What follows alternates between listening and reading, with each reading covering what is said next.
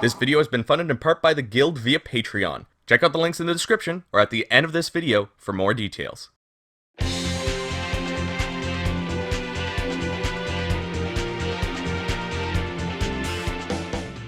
Hello everybody, my name is Gildart and welcome to the 6th annual Musou May. I've been building some Gunpla live on stream and I've been making a couple of updates throughout the year, so I think you are all well aware that this year's theme is Gundam. And I am super excited because other than Zelda, this is one of the IPs that I am actually familiar with before we got a Warriors game. I grew up in the 90s. I remember being a kid and my parents were trying to make sure I wasn't watching anything super violent. One night I turned on YTV and was met with Gundam Wing Endless Waltz. I convinced my parents to let me watch because it was a cartoon, which they were cool with. Did I understand what was going on in Endless Waltz? No, I just enjoyed the real big robots fighting. I ended up watching the Gundam Wing anime, and after a while Seed would come out, which I couldn't get into. I would later watch many other Gundam series including Seed, and would also get into the games and even Gunpla. Coming back to the Dynasty Warriors Gundam series after building so many different model kits and watching more of the anime, I've learned to appreciate more of the mobile suits that I didn't really care for when I was younger. But I also want to talk about how incredible it is that we got a Warriors spin-off of the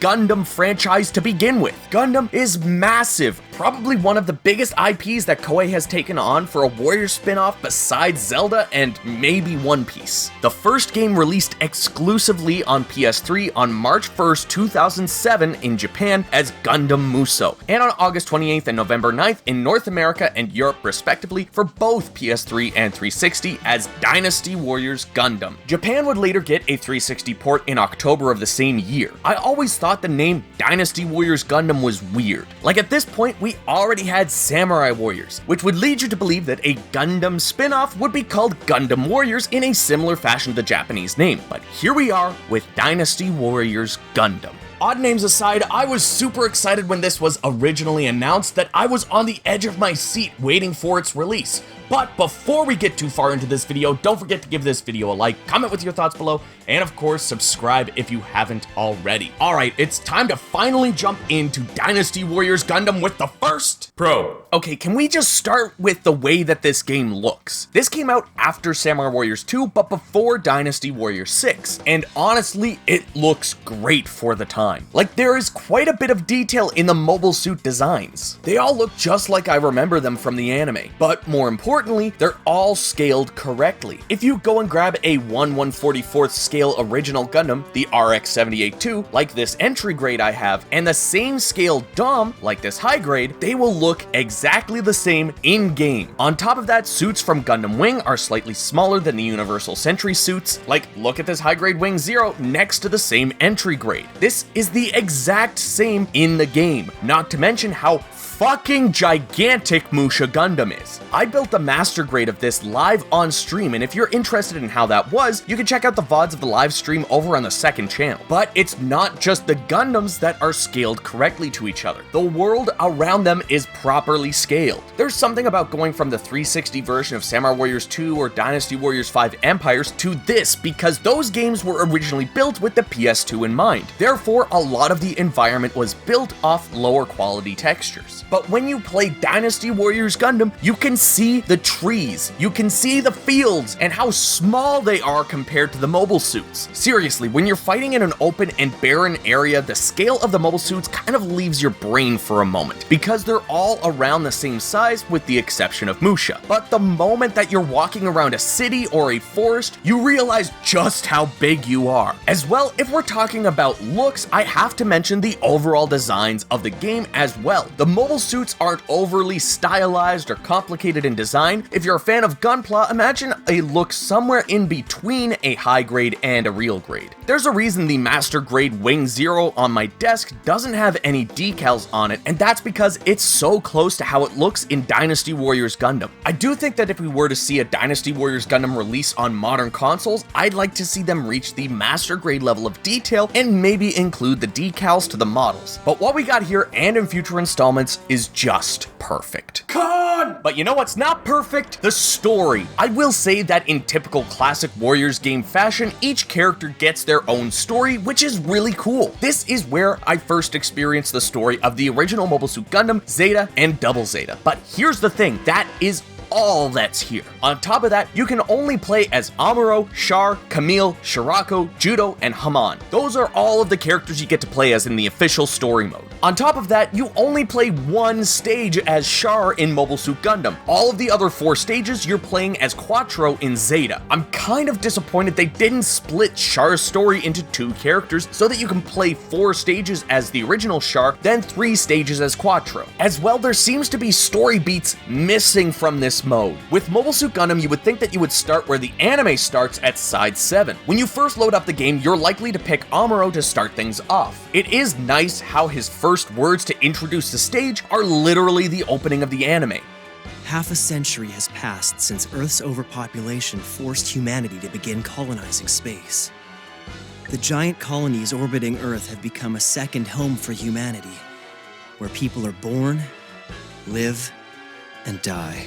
But the first stage isn't on side 7. It starts at Odessa when you're fighting against Rambaral and Makuve. But you don't even fight Makuve in his Gyan. You only fight Rambaral in his Goof and the Tri-Stars in their Doms. With Zeta, I only just started to watch it earlier this year, and I noticed that the Rick Diaz that Apoli and Roberto pilot are the same red variant that Quattro pilots as opposed to the dark gray ones that they pilot in the anime. Would it have been too much trouble to create a different color palette similar to the thing that they did with the Mark II and the Q-Blaze? Then we move on to the original story mode, and this is where the majority of the characters are. While the official story has 6 characters to play through, the original story has 16. Alongside the others I mentioned, we have Emma, Jared, Ru, Puru, Puru2, Domon, Master Asia, Hiro, Miliardo, and Loran. Now, even though we have 16 playable characters, we have 18 different mobile suits. Gundam, Char's Zaku 2, Char's Gelgoog, Gundam Mark II, both regular and Titan, Hyakushiki, Zeta, the O, Double Zeta, Q-Blade, Q-Blade Mark II, both black and red, Burning Gundam, Master Gundam, Wing Zero, Epion, Turn A, and Musha. That being said, not all mobile suits play differently. Both the regular and Titan Gundam Mark IIs have the exact same moveset as well as the 3 Q-Blades. Now, it may seem like we're given a good variety to play here, but beyond the characters and mobile suits, there really isn't much. One issue is that not only do some mobile suits have cloned movesets, but some pilots straight up just use the same mobile suit as somebody else. So you're going to feel like you're replaying the same stories quite frequently in later game if you don't mix it up. On top of that, probably the main issue of the original story is the use of the exact stages. I didn't actually go looking into how many stages there are, but I would say there are more than 5 stages, but less than 10. The reason I know that much is because not every character is going to have the exact same 5 stages, but no one has a completely unique one either. I honestly can't believe this because in the official story mode, there is a handful of stages that could have been used to mix things up in this mode, and this is where you're going to be spending almost 3/4 of your time playing this game. I understand that the purpose of the original story mode is one about all these characters coming together due to a mysterious planet that houses Musha Gundam, but the fact that they reuse literally the exact same stages when they have access to others just makes no sense at all. Probe. I do need to mention a bunch of little things that I enjoy about the first Dynasty Warriors Gundam. The first being just how simple it is to get everything. You don't have to play on different difficulties or play stages in specific ways to unlock any of the mobile suits or characters. You just need to play it. You don't even need to play through all of the official and original stories in order to unlock everything either. I would say by the time you finish all of the official story mode and about 60 to 70% of the original stories, you should have everything unlocked. That being said, you will need to go for full completion of all stories if you want complete and utter flexibility. What's nice about Dynasty Warriors Gundam is that once you've completed a character's story, you can then go into that character's story stages as any mobile suit you've unlocked. In order to unlock more, you just need to keep completing more stories. Once you've finished original mode with Amuro, Camille, Judo, Domon, Hiro, and Loran, you'll unlock Musha Gundam for use as any pilot that you've completed their story with. This is really cool because you don't really get to play play too much as Zaku 2, so I really enjoyed this. As well, the game gives you something else to work towards if you want that absolute 100% completion. Both pilots and mobile suits have their own individual levels. Your pilot level helps you determine your melee shot and defense stats, while your mobile suit level determines your armor, SP gauge, and thrusters. Melee is obviously your close range attacks, but sometimes your charge attacks may involve shot damage instead. So if you want to take on the harder difficulties, you need to make sure your pilot is paired with a mobile suit that complements their abilities. As well, mobile suit levels are not shared between pilots, so you can't really level up Epion as Miliardo, then take it into a stage as Amuro. What is shared, however, are parts, which act like stat boosting items from classic Dynasty and Samurai Warriors games. There are different engineers and different parts to equip. Each engineer uses the same parts, but depending on the engineer, the stat increases will be different. On top of that, by equipping multiple of the same part or from the same engineer, you'll get a multiplier bonus for the stat boosts that you get. You can earn these parts by taking down other ace pilots and by picking these up randomly. You can obtain and equip up to 3 of the same part under the same engineer. Since these are shared, you can take a mobile suit into battle as one character until you get some good parts. That way it helps with another character that pilots that mobile suit if you want to unlock them and start at level 1. Pilots can also obtain skills after battle that provide you with some sort of buff, like being able to shoot piercing rounds or earning more experience for your pilot or mobile suit. Last, I need to mention the music in this game because it is so good. It's like the perfect mix of symphonic rock and electronic. It's symphonic rock. Okay, I'll see myself out. But seriously, the sheer atmosphere this music gives off is perfect for Gundam. The rock side of things keep the usual Dynasty Warriors feel alive with groovy riffs and distorted harmonic melodies, but then the synth parts come in to provide a more mechanical sound without taking too much away from the usual Musou butt rock style. Though at first glance, it may not look like a Warriors game, it definitely sounds like one. Con!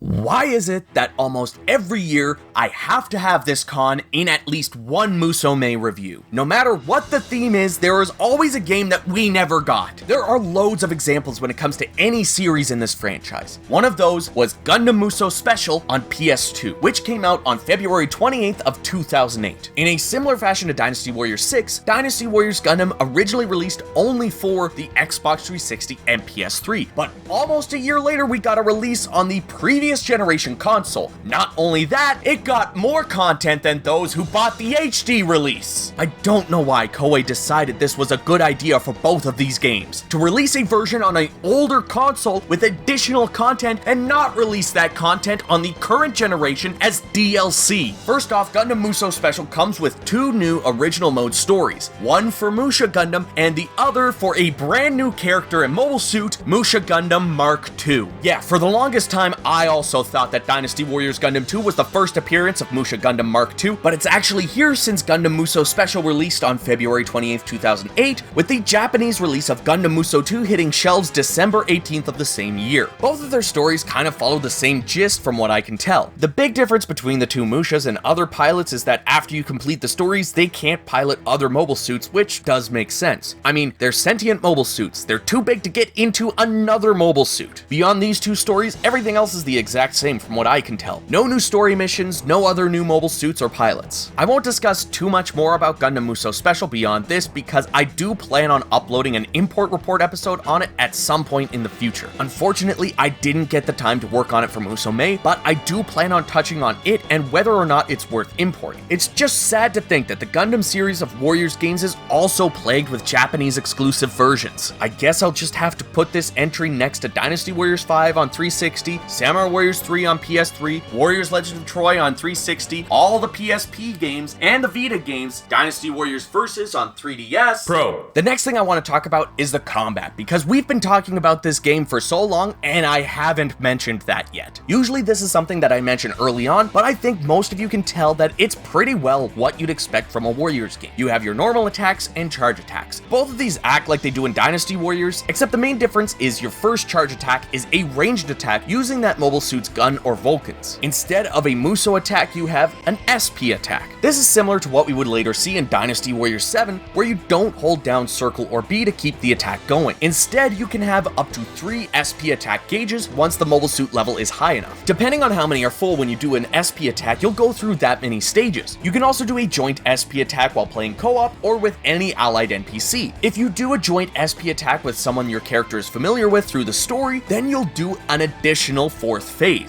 You also have guard, which is mapped to the usual left bumper or L1, but you have both jump and dash. The jump is mapped to R1, which may take some getting used to for some people. These maps aren't really designed in a way that you'll need to use jump, so I didn't really use it too often. Your dash is mapped to A or X. This is what you'll be using most often to get around the map and dash between groups of enemies. You have a dash attack as well, which is a string of normal attacks that you can finish with a shot from your gun. You can also dash right after a charge attack, which will push you forward and damage enemies in front of you. You can then chain this into a dash attack to really deal the damage to the enemy officers. If you're playing as Zeta, Double Zeta, Wing, or Epion, you can also transform into their flight modes by jumping then dashing. When standing on the ground, dashing can only go for a short period of time. While jumping and dashing with any other mobile suit, it will extend the amount of time that you can dash. But with transformable mobile suits, you can dash until you either let go of the button or you run out of thruster. I maxed out Wing Zero pretty early on because it was such a cinch to whip around the map in flight mode.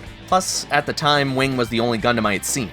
Hey, at least I'm well educated now. Con! Now it's time to end the pros and cons with everybody's favorite part, my various complaints. Starting off, I know I mentioned the music before, but there's something very important that keeps this from being a top Warrior soundtrack, and that's how little variety there is in the music. It feels like we've gone back to Dynasty Warriors 2, where there's only about a dozen songs that are used. The other issue is how frequently certain songs come up, especially while playing original mode. Just like the amount of stages that are reused, the amount of songs that play tend to repeat very frequently. That being said, when I was playing Gundam Musou Special on PS2, I heard more music than what we got. When I first started the game up, I decided to play as Amuro. He's kind of like the Zhao Yun or Yukimura of this series. They're usually the ones that you're going to start with, and I recognized the music that was playing. It sounded like a remix from the original Mobile Suit Gundam anime. It was amazing! Then while I was playing as Camille, I could hear the opening theme to Gundam Zeta. Finally, when I played as Hiro in the original mode, it all came to a boiling point when I heard a Musou remix of Just Communication. You could bet your second ass cheek that I was jamming out to this while piloting Wing Zero. But then I got curious. I had only played the game in English on 360, so I imported a Japanese release on PS3, and wouldn't you know it, it's there too. Like, are you kidding me? Not only did we miss out on a release of Dynasty Warriors Gundam on PS2, but it had more content than the HD release, and all of the Japanese releases had music from the anime that we didn't get. I can't believe they never released Musou Gundam Mark II and the anime music as DLC for us. It's just so disappointing. On top of the missing music, both the HD and PS2 versions of the game are missing seemingly important mobile suits. Whether it's that we're missing the Gun-Tank, Gian, Gog, Akai, Methis, Gaplant, or Galbaldi completely from this game, or things like Char Seong and Zagok are not playable but exist in the game. I also felt like Rambarel's Goof, as well as the Palace Athene, and this one I'm not even going to attempt to pronounce, should have been playable in this game, with how important they are and how often they appear. I also don't know anything about Double Zeta, so there's likely even more mobile suits that we should have had, whether as NPCs, soldier units, or even completely playable. Then there's a couple of complaints I have about the way the game controls. Like, first off, can we talk about how the camera is inverted? I know I mentioned this in the past with the first Warriors Orochi, but come on! I'll say it again, this came out after Samurai Warriors 2, which had the option to switch camera inversion. Why in the hell isn't this an option available for Dynasty Warriors Gundam? There is a camera option in the settings, but it only controls vertical inversion, not horizontal. And then there's the whole dashing mechanic. It does feel absolutely natural to put dash where you'd usually have jump, and have jump on the bumper, but the issue isn't with the button placement, it's with the function itself. You may want to use your dash thrusters to get from point A to point B quickly, but you can't just hold A or X until your thruster gauge depletes. You have to hold A to dash for a short period of time, then your mobile suit goes through a short reset animation, then you have to hold A for another short dash. You pretty much have to do this over and over and over again unless you're playing as one of the transformable mobile suits. The last thing I'll mention about controls is with the combat. I mentioned it as a pro earlier, but there's something that really brings this game down. Dynasty Warriors 6 came out later in the same year as Dynasty Warriors Gundam, but there's something about the combat that's slightly reminiscent. It's not as bad as the Renbu system, but you only get the 4-hit combo that you start off with, just like in Dynasty Warriors 2, but with a touch of Dynasty Warriors 6. You see, as you level up, you gain more hits to your combo, but it just repeats the same 4 hits up to 3 times. The charge attacks also don't change, so it's this weird feeling that you haven't really unlocked a longer moveset, it's just less of a wait time between combos. That's it. I also noticed how much more challenging this game is. Even with a maxed out hero and Wing Zero, I found it difficult to take out the final boss of some stages. Even on easy, the final general is just such a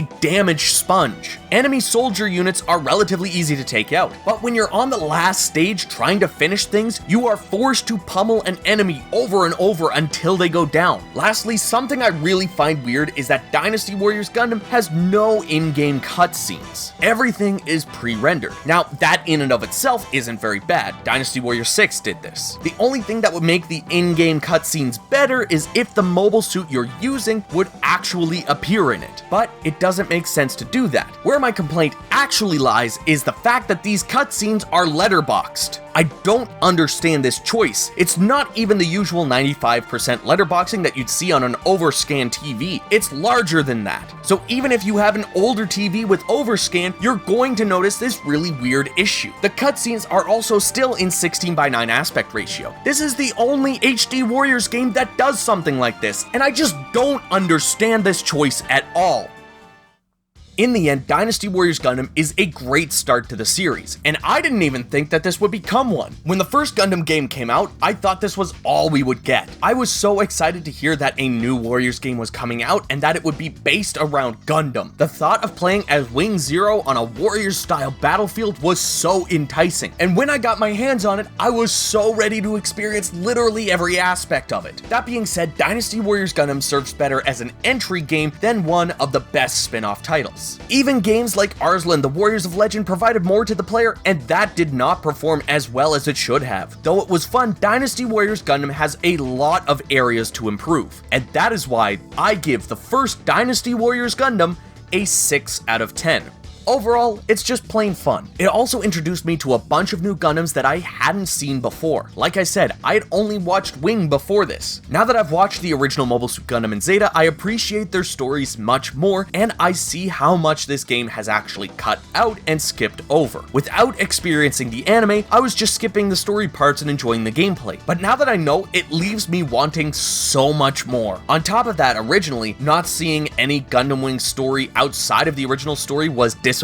I really thought someone like Sandrock would have been perfect for Warriors gameplay. That being said as well, the gameplay could have been better. Since they decided to have the 4-hit combo repeat, even after unlocking more moves, it never really feels like you're making too much progress. And that's the big reason I couldn't put this game any higher. Progress is really important in a Warriors game. Without it, I find I never really want to go back to play it. Dynasty Warriors 2 and 6 have this feeling. Once you're done with the story, there's really not much to keep you coming back. I completed the last achievement for this game live on stream, and I don't have any reason to go back to it. I don't even have any desire to go back and get all of the parts for Wing Zero or level up all the other pilots and mobile suits. There's nothing else for me here, and if it weren't for the achievements, I probably would have never gone back to it to begin with. If you're looking for an entry into the Dynasty Warriors Gundam series, I would have a hard time recommending this game over any of the others. The only way that I should say that you should check this out is if you actually want to get the achievements for it, or if you think you need to experience this entry and you find it for cheap enough. Just know that the PS3 version does not have trophies. And would I recommend that you import Gundam Musou Special over this? Well, you'll just have to wait and find that out when I get the time to do the import report episode. So keep an eye out for that, or if you're watching this in the future, check out the iCard with a link to the video. But like I said, I can't recommend this entry when we have the other 3 games. So that must mean that it only goes up from here.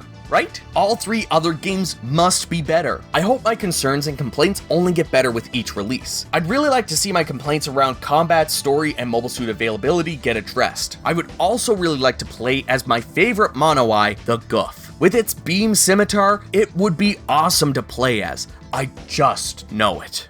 Anyways, everybody, thank you so much for watching my review of Dynasty Warriors Gundam. If you enjoyed the video, give it a like and subscribe for more.